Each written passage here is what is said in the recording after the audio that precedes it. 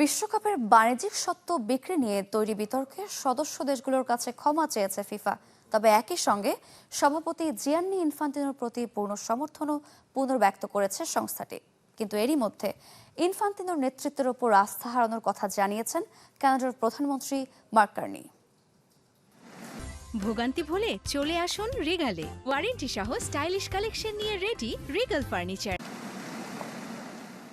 চারপাশ থেকে ধেয়ে আসা একের পর এক সমালোচনার পর মরক্কোর রাবাতে ফিফার সংকটকালীন বৈঠক।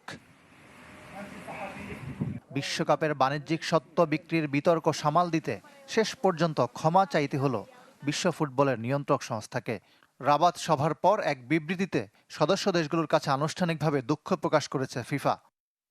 সভায় উপস্থিত ছিলেন ফিফা সভাপতি জিয়ান্নি ইনফান্তিনো, মহাসচিব, ম্যানেজমেন্ট বোর্ডের সদস্যরা। ফিফা জানায়, বিতর্কিত প্রস্তাবটি যেভাবে পরিচালনা করা হয়েছে তা আরও ভালোভাবে করা উচিত ছিল। এজন্য কাউন্সিল সদস্য এবং 211টি সদস্য দেশের ফুটবল সংস্থার কাছে আলাদা চিঠি পাঠিয়ে ক্ষমা চাওয়া হয়েছে। পাশাপাশি পুরো বিষয়টি পর্যালোচনার আশ্বাসও দিয়েছে ফিফা।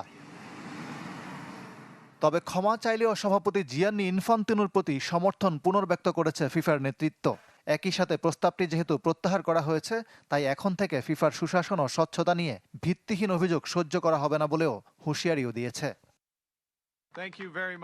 এর মধ্যেও থেমে নেই সমালোচনা।